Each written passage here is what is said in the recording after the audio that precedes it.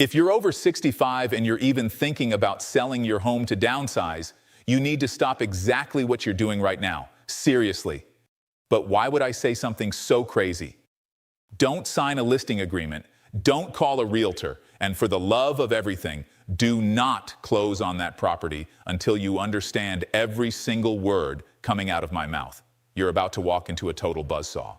You are standing on the edge of one of the most ruthless, perfectly disguised financial traps in the entire United States tax code. It's a trap designed to strip you of your hard-earned wealth just when you need it most. Think I'm exaggerating? Just wait. For decades, the American dream has been sold to you on a very simple, almost poetic premise. You buy a house, you spend 30 years paying off that mortgage, and you raise your family there. Sounds like the plan, right? Then, when you finally hit your golden years, you sell that big house for a massive profit, move into a cozy condo in Florida, and live like a king on the beach. But here's the cold, hard truth. That dream, it's a lie. It's an illusion of safety. In today's insane regulatory environment, the federal government doesn't look at your home equity as a retirement success story. They see it as a massive target. To them, your house is just a giant, untapped reservoir of cash they can tax, penalize, and claw back the moment you try to touch it. They are literally waiting for you to cash out. Why are they so patient? They're waiting for that huge deposit to hit your bank account so they can trigger a catastrophic chain reaction that will bleed your retirement savings dry before you even realize what happened. It's like a financial high-stakes heist. Today, I'm pulling back the curtain on this bureaucratic slaughterhouse. I'm going to show you exactly how selling your primary residence triggers a triple threat attack from Medicare, the IRS, and the Social Security Administration, but there's a way to fight back. If you have the discipline to stay with me until the very end, I'm going to hand you the exact, legally binding master rescue plan to completely disarm this trap. We're talking specific IRS codes and forms. Listen to me very carefully. Your entire financial legacy, the money you want to leave to your kids and the life you want to live, depends entirely on what you do in the next few months. Ready to see how the system works? To really understand the sheer brutality of how this works, you have to see it happen to a real person. You need to see how the system destroys someone who did everything right. Let's talk about a guy named Arthur. Arthur is 73 years old, a widower living out in California. Back in 1985, Arthur played the game exactly how he was told. He bought a beautiful family home for $150 grand. He was just a regular guy. Fast forward to today, that house is completely paid off, no mortgage, no debt. And because the neighborhood went through the roof, that house is now worth a staggering $1.2 million. He hit the jackpot, right? But Arthur's tired. He's tired of the property taxes, he's tired of mowing the lawn, and he's tired of those stairs. He decides it's time to simplify his life and downsize. It sounds like the perfect move. He puts the house on the market, it sells in a heartbeat for $1.2 million, and after the closing costs, Arthur walks away with roughly $1 million in pure cold profit. He feels like a genius in that moment. He deposits that massive check, buys a modest $300,000 condo in a cheaper state for cash, and thinks he has $700,000 left to fund his retirement. He thinks he's set for life. Arthur literally thinks he just won the game. He has absolutely no idea that by depositing that check, he just initiated a massive multi-agency financial hemorrhage that's going to tear his life apart. He didn't see the sniper in the room. Arthur didn't consult a high-level tax strategist. He just trusted his gut and a local realtor who just wanted a commission. And because of that one innocent assumption, the system is about to pounce. Do you see the mistake he made? The IRS, Medicare, and the Social Security Administration are like sharks that just smelled blood in the water, and they don't care that Arthur is a nice guy who worked for 40 years. They only care about the math. So Arthur's sitting there with $1 million check, feeling like he's on top of the world. But here's exactly where the first domino drops, and it starts with a little thing called the IRS. And they've been waiting for this. Under Internal Revenue Code Section 121, the government actually tries to look like the good guy for a second. They tell you that you can exclude a certain amount of profit from your taxes. But don't let that fool you. For a single filer like Arthur, remember, he's a widower. That exclusion is exactly $250,000. If he were married, it would be $500,000. Now let's do the math together. Remember Arthur's profit? He walked away with $1 million. You subtract that $250,000 legal exclusion, and suddenly Arthur is left with $750,000 in unprotected, fully taxable capital gains. That's a massive chunk of change. Now, Arthur knows he's going to owe some capital gains tax. He's not thrilled about it, but he figures, hey, I've got the cash, I'll just pay the man and move on. But here is the real nightmare. The IRS doesn't just take your tax money and walk away. They are the ultimate data snitches. The moment Arthur files that return, his modified adjusted gross income, or MAGI, artificially inflates to the moon. It looks like he's a billionaire. The IRS computers immediately share this data with the Social Security Administration, and this is where the system gets really patient and really cruel. They don't hit you right away. They wait for 2 whole years. Fast forward 2 years. Arthur is enjoying his new condo, thinking the sale is ancient history. Then, out of nowhere, the trap snaps shut. Enter Section 1839I of the Social Security Act. Ever heard of IRMAA? IRMAA stands for Income-Related Monthly Adjustment Amount. It's basically a fancy, bureaucratic way of saying the rich person's surcharge. And Medicare's definition of rich is very, very broad.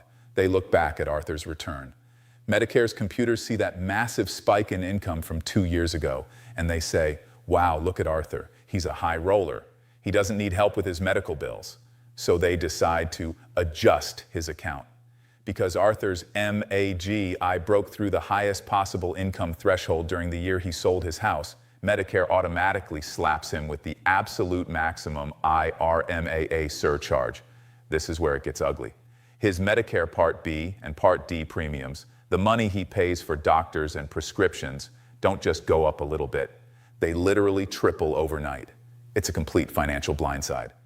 We are talking about hundreds and hundreds of extra dollars being deducted directly from his Social Security check every single month. And here's the craziest part. Arthur doesn't even get a bill. There's no invoice or warning. He just wakes up on the first of the month, checks his bank account, and realizes his Social Security deposit is way smaller than it used to be. His benefits have been slashed to the bone. He calls the SSA in a panic. He tells them, hey, there's been a mistake. I'm not a millionaire. I just sold my house one time. But the person on the phone just cites Section 1839I and tells him there's nothing they can do. The law is the law, right? The government effectively weaponized Arthur's own home equity against him. They treated his one-time life event as if he were a CEO making 7 figures every year. But wait, it actually gets worse. You see, Arthur is now living on a fixed income, but his expenses just skyrocketed because of Medicare. He's starting to realize that $700,000 he thought he had, it's evaporating faster than he thought. He's paying higher premiums, he's paying the IRS, and he's starting to feel the walls closing in. He needs more liquid cash just to keep his head above water. So he makes another fatal move. He thinks he has a safety net in his retirement account. He thinks, I'll just take a little more out of my IRA to cover these new bills. That is a massive, massive mistake. By trying to solve a problem created by the government, he's about to walk into a second trap that's even more lethal than the first one. Ready to see the doom loop? Now, I need you to lean in and listen, because this is where the financial slaughter turns into a total bloodbath. Arthur is officially in the panic zone. His cash flow is upside down. His Medicare premiums are through the roof. The IRS just took a huge bite out of his home sale. He feels like he's drowning. So Arthur does what millions of seniors do when their backs are against the wall. He logs into his retirement portal and decides to liquidate $200,000 from his pre-tax traditional IRA. He thinks this is his rescue fund. In his mind, he's just moving his own money around to pay off some bills. But do you understand the magnitude of the mistake he just made? He just threw gasoline on a wildfire. By pulling that money out of a traditional IRA, he didn't just get cash. He generated $200,000 of ordinary income in the eyes of the law, and the system is hungry for more. Because Arthur is 73, he's already dealing with required minimum distributions, or RMDs, under Section 4974. The rules are already tight. But this massive panicked withdrawal completely scrambles his tax brackets. He's no longer a retired senior in the government's eyes. He's a high-income earner. And here comes the killing blow. It's called Internal Revenue Code Section 86. This is the law that determines how much of your Social Security benefits the government can actually tax. Yes, they tax your benefits. Most people think Social Security is tax-free. They think, I already paid into this my whole life. Well, the government has a different plan. The formula for Section 86 relies on something called your combined income. That's your MAGI plus 1/2 of your Social Security benefits. It's a very sneaky calculation. Because Arthur dumped that $200,000 of IRA money onto his tax return to pay for his previous mistakes, his combined income blasts through the ceiling. He just broke the sound barrier. The limit for a single person is only $34,000. Once you cross that, the trap door's open. And Arthur didn't just cross it. He obliterated it. The result? The IRS legally declares that up to 85% of his Social Security benefits are now fully taxable. Read that again, 85%. Think about how insane this is. Let's tally up the damage to poor Arthur. It's a literal financial autopsy. First, because he sold his house without a strategy, he paid a fortune in capital gains tax. That was just the beginning. That sale triggered an IRMAA audit that stripped his Social Security checks just to pay for his Medicare. He was already losing money every month. Then, to survive that loss, he raided his IRA, which forced him to pay massive ordinary income tax. He's getting hit from every side. And that withdrawal triggered Section 86, allowing the IRS to tax 85% of whatever tiny Social Security check he had left. It's a perfect closed-loop system of theft. He is trapped in a doom loop. He's being taxed and penalized by 3 different federal agencies for the exact same pool of money. It's like a snake eating its own tail. The more he tries to pay his bills, the more the government takes. The more they take, the more he needs to withdraw. It's a hole he can't dig himself out of. Arthur went from being a millionaire homeowner to a struggling senior worried about his grocery bill in less than 24 months. And he did everything by the book. If you're sitting there right now with a lot of equity in your home, you should be terrified because you are currently in the crosshairs. But I didn't bring you here just to scare you. I brought you here because there is a way to build a fortress around your money. You can actually win this game. There is a legal way out of this slaughterhouse, but you have to be willing to do things differently than 99% of people. Ready for the master rescue plan?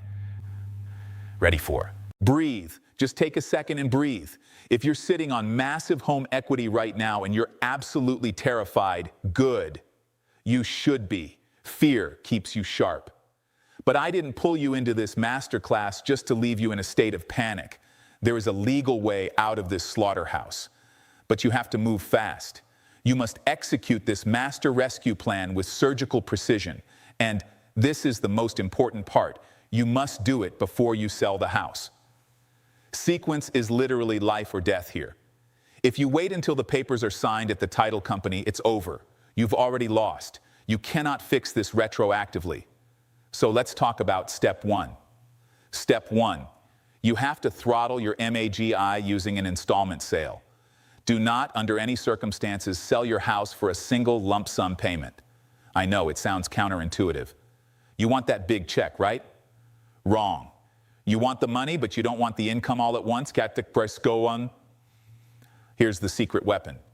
You need to sit down with a high-level CPA and demand they utilize Internal Revenue Code Section 453. This is the installment method. It's the ultimate legal loophole. Instead of taking $1 million in year 1, you structure the sale so the buyer pays you over 10 or 15 years. You basically become the bank. Your CPA will file IRS Form 6252, installment sale income. By spreading that profit over a decade, you keep your annual MAGI artificially low. You stay under the radar. You never cross those brutal IRS thresholds, which means you completely evade the Medicare IRMAA audit. Your premiums stay exactly where they are. No tripling, no surcharges, no headaches. Step 2, we need to do an SSA 44 reality check. A lot of lazy financial advisors will tell you, don't worry about IRMAA, Arthur. They'll say you can just appeal it. They'll tell you to file Form SSA-44 for a life-changing event to get the surcharges waived. Let me be crystal clear. They are lying to you. Selling your house because you wanted to downsize or move to Florida is not a qualifying life-changing event under Medicare guidelines. The government isn't that nice. Form SSA-44 only works if you had a catastrophic event like a divorce, the death of a spouse, or an involuntary loss of a pension. Moving is a choice, not a catastrophe. If you try to use that form just because you sold your home, the government will deny your appeal in a heartbeat. And then you're stuck with the bill. That's why the Section 453 strategy is so vital. You have to prevent the fire because the government won't help you put it out later. Now let's look at the high-level play. Step 3, the CRT Firewall. If you have over $1 million in equity and you don't want to deal with a buyer's payments, look into a charitable remainder trust. This is what the ultra-wealthy do. You transfer the house into the CRT, the trust sells the house completely tax-free, and then the trust pays you a controlled fixed income stream. You're back in the driver's seat. Again, you control the faucet. You decide how much income hits your tax return. You control the MAGI. You protect your Social Security. You build a fortress around your wealth. Let's be brutally honest about what we learned today. The federal government does not see your home as your hard-earned retirement nest egg. They see it as an untapped ATM. The algorithms don't have compassion. The automated systems don't care that you worked 40 years to pay off that mortgage. They just want their cut. But you are no longer blind to the trap. You now have the exact legal codes and the exact strategies to fight back. You have the ammunition. If this masterclass changed the way you look at your retirement, you have a moral obligation to act. Don't just sit there. Hit the like button right now so the algorithm pushes this video to millions of seniors who are about to make the exact same mistake Arthur did. You could literally save a family's legacy. Share this video with your parents, your friends, and anyone talking about downsizing. And subscribe to this channel. I'm just getting started. I will continue to dissect this rigged system and give you the legal tools you need to protect what's yours. Stay sharp, trust no one but your CPA, and I'll see you in the next one. Your future self will thank you. Future self.